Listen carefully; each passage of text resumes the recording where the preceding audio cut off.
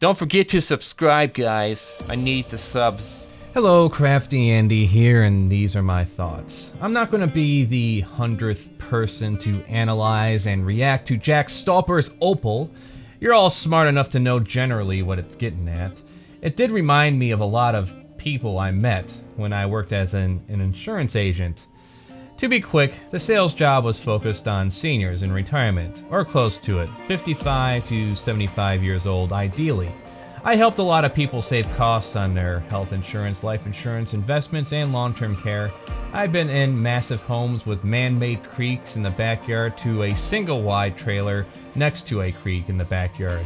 A range of different personalities, mean, nice, dumb, smart, wealthy, or lack thereof. Didn't make much difference. Throughout the year, I sat down with at least 100 different people, spending anywhere from a few minutes to 5 hours with some of them. When we went out to the field, it was usually with another partner, and we helped out a lot of people, but this is not that focus. Thing about Opal was, we ended up meeting these types of people. You and I don't live, Claire.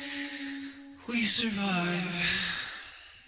And it was like looking into some terrible future of many others that I knew growing up with and even considered a possible outcome for myself.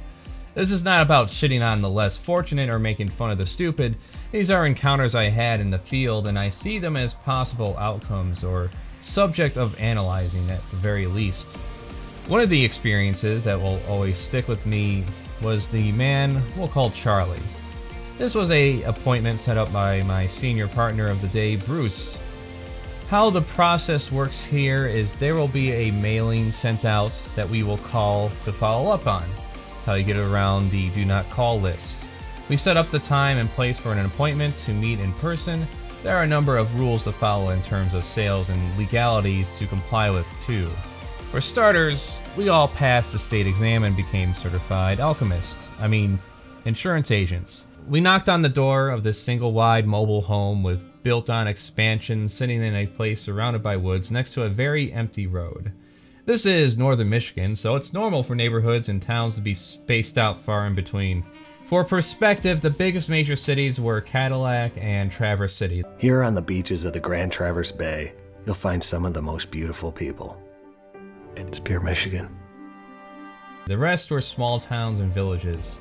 The potential client, Charlie, answered and was already gone around the corner as he told us to come in. Immediately upon entering the home, our first greeting was a big giant pile of garbage in the center of the kitchen where one would expect to see an island counter. Scrap wood, paper, food, who knows what else. I'm around 6 feet tall and this pile was the height of my shoulders. Bruce whispers to me, "If there's nothing we can do here, we'll be out in 5 minutes." I was still taking in the garbage when we entered a fairly large living room, where we could barely find a place to sit down due to the 30-plus oxygen tanks filling up 2/3 of the entire place. There was a few chairs, a footrest, and a TV.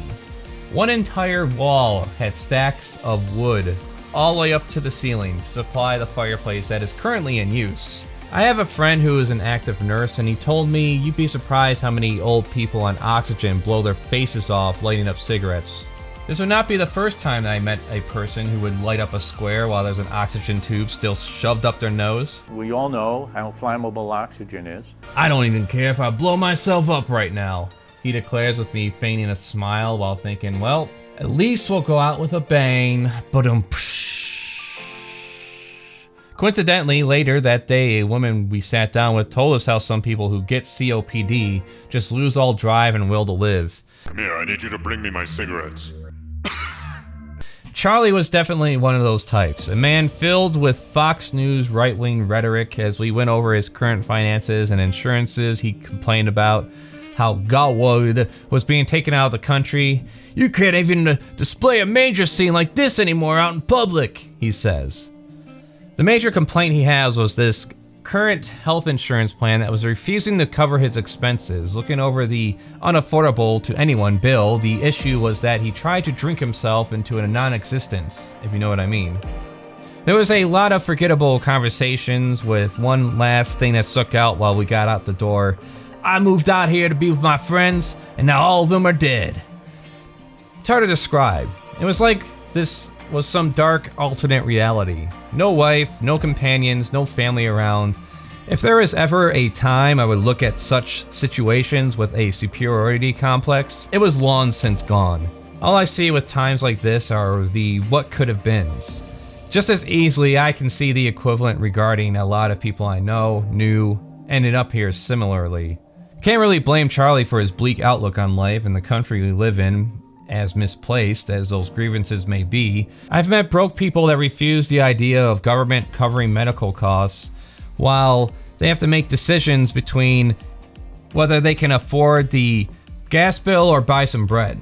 As one couple stated to me, Charlie was a penniless, lonely, aging man with no one to live for but himself, and didn't seem to care much for doing that either. This is just one of many stories I have to share regarding my previous work, and I would love to hear any stories you may have of your own to share, whatever it may be. Nothing is off the table.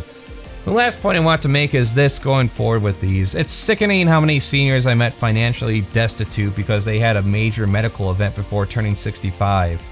Many comfortable making payments on bills they'll never be free of over some sense of honor or integrity.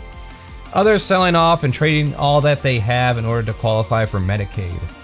It's the common theme you'll hear as I continue with more of these stories in the future. But until then, these are just my thoughts. I stream every day, Monday through Friday on Twitch, link below. Check out the current times, doing artwork, video editing, or playing video games. Art prints are for sale at the Art Pal store under Crafty Andy. Patreon if you want digital prints and early episodes when finished. Subscribe and like and stay creative.